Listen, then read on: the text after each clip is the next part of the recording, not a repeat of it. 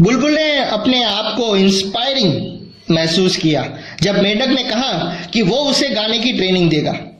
वो सब विश्वास और उत्साह से भर गई, प्यार और कला की रोशनी से ओतप्रोत हो गई और गाने लगी। उसकी जादू भरी आवाज ने आसपास मीलों तक सनसनी फैला दी। सभी जानवर झुंड बनाकर दौड़ते हुए उसकी तरफ आ गए। मेंढक ने उन जानवरों की गिनती की जो बुलबुल का गीत सुनने के लिए आए थे। उसने हर एक आने वाले से एडमिशन फी चार्ज की, यानी कि वसूल की, पैसे लिए। अगले दिन बारिश होने लगी थी, फिर भी मेंढक ने बुलबुल को अपनी संगीत ट्रेनिंग देना शुरू किया। बुलबुल ने कहा कि वो उस मौसम में गा नहीं सकती थी, लेकिन मेंढक ने उसे ये कहते हुए इंस्पायर किया कि वो दोनों साथ में गाएंगे। उसने उसे प्यार से कहा कि वो अपना गलाबंद, यानी कि वो स्कार्फ जैसा कुछ होता है, और कमरबंद पहन ले। फिर बुलबुल को अपना पहला लेसन पढ़ाता हुआ वो चिल्लाया, कोआस कोआस। इस तरह मेंढक और बुलबुल ने संगीत के सरगम का रियाज करना शुरू कर दिया और वो 6 घंटों तक रियाज करते रहे। 6 घंटों तक रियाज करते रहे। आखिर बुलबुल सर्दी से ठिठुरने लगी, उसका गला बैठ गया और उसकी आवाज कांपने लगी। नेक्स्ट, बुलबुल पिछली पूरी रात गाती रही थी। फिर दिन के दौरान 6 घंटों तक मेंढक उसे संगीत की ट्रेनिंग देता रहा। इसलिए बुलबुल पूरी तरह से थक चुकी थी, कंप्लीटली एग्जॉस्टेड। वो थोड़ी देर के लिए भी सो नहीं पाई थी। उसका सारा उत्साह, सारा जोश ठंडा पड़ गया था।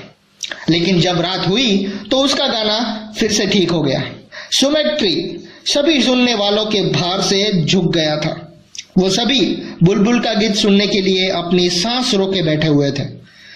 उनमें से सैंडविच का नवाब उल्लू, कैंट का नवाब बतख, ट्रेंट का नवाब और नवाबिन मिस्टर एंड मिसेस नील्सन, और मार्टिन कार्डिल, मैफिस्टो और मोंटे क्रिस्टो का नवाब कूट, यानी कि एक जल पक्षी, वाटर बर्ड, वो भी शामिल थे। उन्होंने चमकते हुए त्रिमुकुट पहने हुए थे। वो सभी अपनी खुशी में चहचहा रहे थे, यानी कि आवाजें निकाल रहे थे। इस चमकती हुई भीड़ को देखकर मेंढक खुशी और ईर्ष्या, यानी कि जॉय एंड जेलसी, दोनों से भर गया था।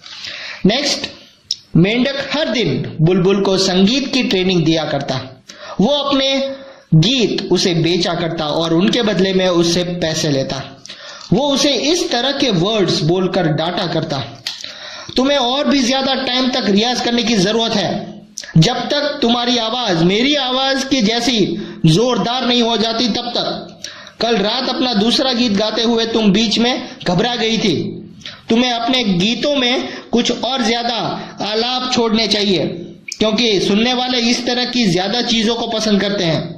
तुम्हें कोई ज्यादा चटपटी और झटकेदार चीज देकर पब्लिक को और भी खुश कर देना चाहिए, और तुम्हें ज्यादा टिकटें बेचने का टारगेट रखना चाहिए, सबसे पहली बात, क्योंकि अभी तुमने मुझे 8 शिलिंग और देने हैं।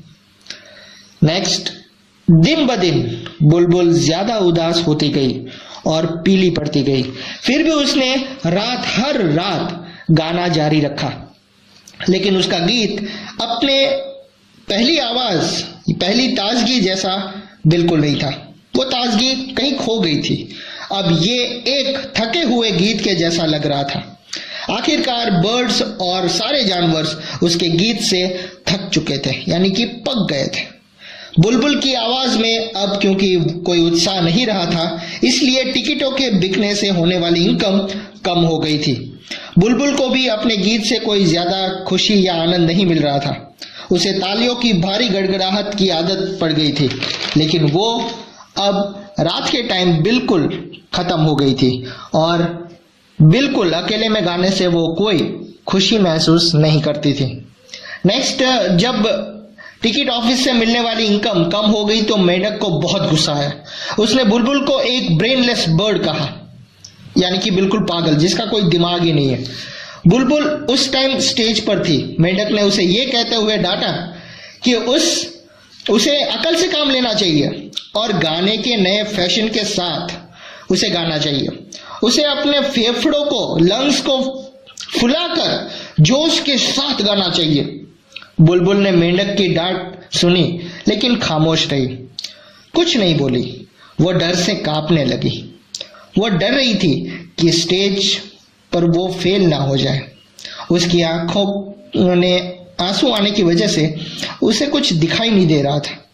उसने वैसा ही करने की कोशिश की जैसा कि मेंढक ने कहा था, लेकिन जब उसने गाने के लिए अपने लंग्स को फुलाया, अपने फेफड़ों को फुलाया, तो उसकी एक नस फट गई और वो मर गई।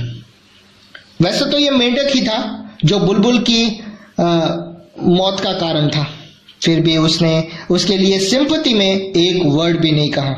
इसके बिल्कुल अलग उसने बहुत उदासीन भाव से कहा, मैंने उसे सिखाने की बहुत कोशिश की, लेकिन उसकी बुद्धि बहुत मोटी थी।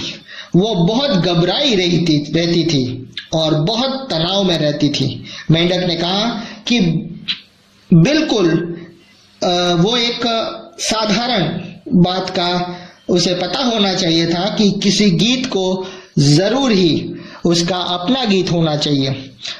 उसने ये भी कहा कि इसी कारण से वो हमेशा अपना ही गीत गाया करता था और उसे पूरा भरोसा था और पूरे भरोसे के साथ गाता था वो। कुआस कुआस, मेंढक ने अपनी ऊंची कर्कश खराब आवाज में टर्राना शुरू कर दिया। उसकी टरटराहट एक बार फिर दलदल में गूंजने लगी। अब दलदल में कोई सिंगर उसका कॉम्पिटिटर नहीं रह गया था। सो स्टूडेंट, आई होप आपको ये पोएम पसंद आई होगी और स्नेह एजुकेशन को लाइक, शेयर एंड कमेंट करना बिल्कुल मत भूलिएगा। Thank you so much.